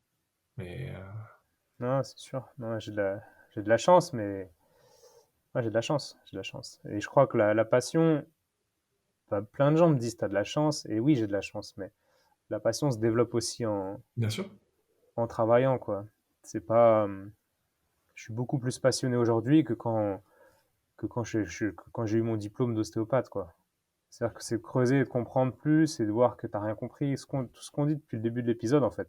Et c'est ça qui te développe l'envie de comprendre plus et la passion. La passion, c'est ça, au final, c'est de finir sa journée et de continuer de lire un petit truc pour essayer de mieux comprendre, et être content d'avoir lu un truc qui va décanter dans ta tête le long de la nuit, puis faire ça tous les jours, quoi. Mais je t'ai vu prendre des C'est- notes en plus pendant qu'on parlait. C'est tout le temps comme ça. J'imagine, t'as plein de choses auxquelles tu penses et tout d'un coup, t'as une discussion avec quelqu'un. Tac, Mm. bam. Tu- Ouais, j'ai plein de. J'utilise Notion, c'est une application que Guillaume utilise aussi, là, j'ai vu récemment. Ouais. Et ouais, je prends des notes tout le temps, c'est clair. C'est clair. Et t'as un cadre, t'arrives à pas t'y perdre dans ton. Parce que moi, ce que je le fais, et c'est un bordel organisé. C'est-à-dire qu'il y en Ouais, a partout et parfois, genre, perds l'essence du truc. Tu bah vois? justement, Notion, c'est censé organiser un peu ton second cerveau, comme ils disent. Et ça m'aide un peu, mais non, mais je m'y perds, hein. Il y a des trucs, je me dis, oh, c'est trop bien, je prends des notes, et puis en fait, j'y reviens jamais, quoi, ces notes. Puis je les découvre 2 ans après, je dis, putain, c'était quand même bien, quoi. Puis après, ça recoupe quelque chose d'autre, puis je suis content de les avoir pris. Mais ça reste un bordel, peut-être même pas organisé d'ailleurs, ça reste un bordel, évidemment, mais Exactement. c'est normal. Quand tu prends des notes toutes les 2 heures, c'est forcément un bordel, mais c'est pas grave. Juste le fait de noter, je crois que ça active des choses dans ton cerveau. Et il y a un truc, tu vois, j'ai un collègue ostéo qui m'avait conseillé de prendre des notes Ouais. à la fin de certaines séances. Tu avais ressenti des choses, il s'est passé des choses dans la séance qui sont un peu nouvelles. Et donc tu notes des idées. Tu dis, ah bah, ça me fait penser à ce que tel auteur dit, machin, truc. Et tu notes des choses, que j'ai un petit carnet où je note des choses. Et ce qui est super intéressant, c'est que quand tu retournes dans ce carnet-là, tu te rends compte qu'il y a un an, tu as noté quelque chose qui était nouveau, mais en fait, c'est acquis un an après. Et c'est peut-être pas le fait de le noter, mais ça, c'est propre à l'évolution de l'ostéopathie, en tout cas, c'est que toute l'expérience que tu acquiers au niveau de tes sensations, etc., ça s'ancre un petit peu quelque part dans une bibliothèque de sensations et de cas cliniques. Et inconsciemment, en tout cas, ça s'ancre un petit peu, quoi. Et je pense que le fait de noter amplifie un peu ce phénomène de classement dans ton cerveau, quoi. Mmh. Mm. Ouais, il y a différents types de. Moi, je sais que par exemple, je le fais, je me force parce que je sais que c'est bien. Mais moi, mon cerveau, il retient. J'ai vachement. Enfin, j'ai un apprentissage visuel. Tu vois, pas d'écriture, mais visuel. Et il y a plein de types de mémoire, il y a plein de types d'apprentissage différents. Moi, je sais que ça. Je me force parce que je sais que c'est positif, mais j'ai du mal. Ouais, J'ai du mal. Mais je j'ai comprends. acheté un livre d'ailleurs à mon papa sur ça il y a pas très longtemps, sur les différents types d'intelligence. Et, euh, et moi, c'est pas ça. Ouais. Alors que pourtant, j'adore écrire. Tu vois, par contre, je mets en place des trucs où je m'écris des choses sur le futur, notamment, Mhm. sur la personne que j'aimerais être dans le futur, sur la projection. Mais le fait de l'écrire, ça me permet de le mettre en forme et de le visualiser. Parce que moi, j'ai besoin d'échanger pour mettre des mots dessus, pour pouvoir l'intellectualiser. Mm. Ah ouais, ça, je pense que c'est un peu le même phénomène, quoi. Ça ancre un petit peu dans ton cerveau le fait d'écrire. Et il y a des fois, tu n'as même pas besoin tu sais, il y a le concept du vision board où tu mets un peu la personne que tu veux devenir, ce que tu veux avoir dans ta vie, machin, et Ouais. de le regarder souvent, mais certaines personnes disent que de le regarder régulièrement, de le mettre sur le frigo, bah, ça ancre dans ton cerveau, puis inconsciemment, tu tends vers cette évolution-là. Mais des fois, moi, j'ai fait des trucs pareils où je me disais, ouais, dans 2 ans, bah, j'aimerais avoir ça. J'avais fait toute une life list. Ouais. Et c'est assez dingue parce que je me rappelle que je l'avais mise de côté, puis je me rappelais même plus. Un jour, je l'ai ressortie et putain, j'avais quasiment fait tout ce que je voulais faire, alors que j'avais plus du tout en tête cette Inconsciemment. connerie de liste, quoi. C'était Ouais. sûrement inconscient où la liste était déjà faite de par des choses que j'avais déjà dans ma tête. Je sais pas, mais ouais. Ouais, C'est intéressant. c'est le principe d'une idée, hein. Moi, l'innovation, ça m'intéresse beaucoup et l'idée, ils la décrivent comme ça. Ils disent que c'est un truc tout petit ici, qui naît parce que tu as Mhm. vu des trucs et puis qui grandit, grandit, grandit, grandit, grandit, grandit, jusqu'à ce que tu en deviennes conscient, en fait. Mhm. Et j'aime bien cette vision de l'idée parce qu'en fait, c'est Bah ouais. plein de croisements, tu vois, qui font que, pam, il y a un bout d'un moment, il y a un truc, il y a une opportunité qui rencontre un moment et Ah ouais, puis si cette idée, elle est là, tu fais tout pour que l'idée prenne forme, tu vois. Je sais pas si tu connais le podcast Thinkerview, oui, bien sûr. qui est énorme, qui est vraiment trop bien. Et il y avait un épisode là récemment avec Étienne Klein, qui est physicien, où il parlait d'ailleurs de physique quantique, ça devrait te plaire. Ouais. Et il racontait comment Einstein avait découvert, je sais plus quelle théorie. En fait, il en a juste rêvé à un moment donné, l'idée s'est créée dans sa tête, et puis après, il a juste travaillé, travaillé, travaillé pour donner vie à cette idée, quoi. Mais ouais, c'est trop cool. Je trouve ça trop cool quand tu as quelque chose qui naît dans ta tête, puis après, bah, consciemment ou non, dans ta vie, tu fais les choses qui vont permettre de réaliser l'idée qui est née via la connexion de quelques neurones dans ton cerveau, quoi. C'est génial. Ça Moi, me parle aussi. je vais te laisser du coup parce que je sais que c'est bientôt l'heure. Si on devait terminer par rapport à ce qu'on s'est dit, c'est quoi l'Étienne Bulidon dans 5 ans, c'est peut-être un peu loin, mais je te le mets dans 3 ans. Ouais, franchement, je sais pas. Des fois, je me demande. Ouais. Mais je sais pas, bah, je pense que j'aurai des enfants, au moins un enfant, dans 3 ans. Et Ça va impacter ta vie, c'est sûr. ouais, ça impactera ma vie. Et ouais, il va se passer des trucs que je peux pas. Prévoir. Ouais, que je peux pas anticiper, que je peux pas prévoir, c'est clair. Et donc je sais pas. Moi, enfin, j'ai déjà une sérénité qui est assez énorme parce que demain, enfin, tu sais, je dépends pas d'un club comme certaines personnes que t'as eu là. Moi, demain, je me fais virer du club où je travaille. C'est pas que ça change rien à ma vie, mais ça change très peu de Ouais. choses dans ma vie. Tu vois, elle sera toujours aussi riche et ça me permettra de faire autre chose. Et tu vois, j'ai une forme de sérénité dans le fait que je sois pas employé et que je suis indépendant, qui est qui est vraiment intéressante. Le cabinet, bon, à moins qu'il y ait une crise sanitaire monstrueuse, où on peut plus pratiquer ce qui est possible, mais ouais, j'ai même pas trop peur de ça. Mais je me vois bien continuer sereinement ce que je fais, continuer à développer mon ostéopathie, mes formations, tranquillement. Et puis ma vie de famille, et voilà quoi. Moi, je suis bien en fait, j'ai pas, j'ai pas de grand. Je Non, me mais vois pas trop, et ouais, trop différent dans 3 ans, quoi. En tout cas, au continuer, niveau. Continuer, ouais. se visualiser en étant la même personne ou de continuer dans la même voie, c'est presque la plus belle des réponses, hein. Je suis dans la bonne voie. Je sais pas si c'est la plus belle réponse, mais oui, en tout cas, moi, je me vois où je suis, et puis être consistant aussi, être consistant dans ce que je fais, continuer de kiffer ce que je fais. Enfin, ouais, moi, je trouve que ma vie, elle est vraiment cool, quoi. Je vois pas, ouais, je vois pas de trucs que je pourrais trop, j'ai pas d'objectif différent que Et- d'améliorer et de continuer ce que je fais, quoi. Ah, j'ai pas demandé d'amélioration, hein. J'ai demandé comment tu te voyais sur Ouais, le comment je me process. vois, je me vois à peu près pareil, avec une vie de famille, un début de famille, et puis voilà. Et puis continuer de suivre les instincts et les passions Ouais, ouais, où ça suivre guide. les instincts. Ouais, ouais, ouais, ouais. Ouais. C'est ça. J'espère. J'ai envie de dire amen parce que c'est beau comme Ouais, façon on de verra. parler. Si tu as toujours ton podcast dans 3 ans, on fera un point. Allez, Tu l'auras deal. dans 3 ans, tu penses? Moi, je pense. Ouais.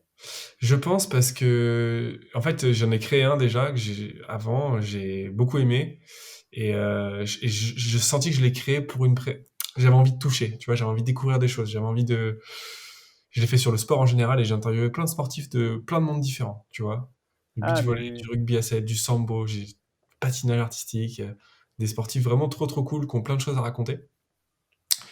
Et je sentais que ça m'a un peu préparé pour là ce que j'ai envie de faire. Et en fait, je sens que j'ai envie de continuer, tu vois, là, continuer d'avoir la motivation. Peu importe s'il y a des gens qui écoutent ou pas, c'est une chose.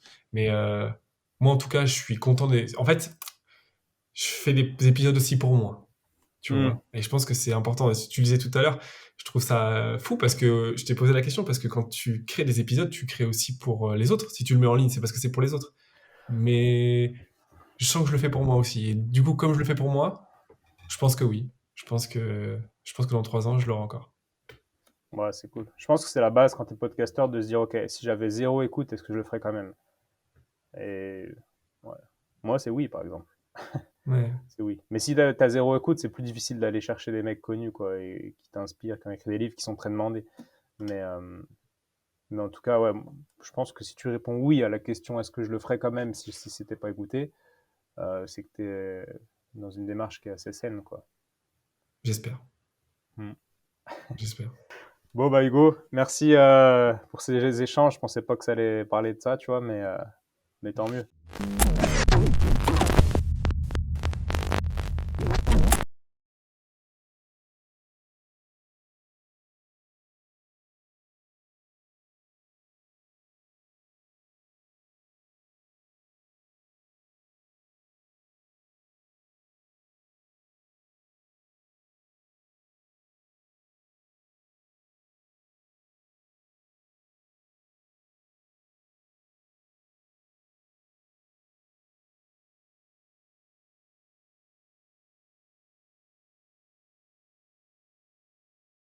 Des fois, il y a des patients qui viennent te voir pour un genou, tu leur touches le crâne. Alors, je dis tu leur touches le crâne, tu règles des choses au niveau du crâne, etc., des cervicales, peu importe, et ça va mieux au niveau du genou. Donc, les patients vont dire, ah, ça venait, ça venait du crâne, en fait.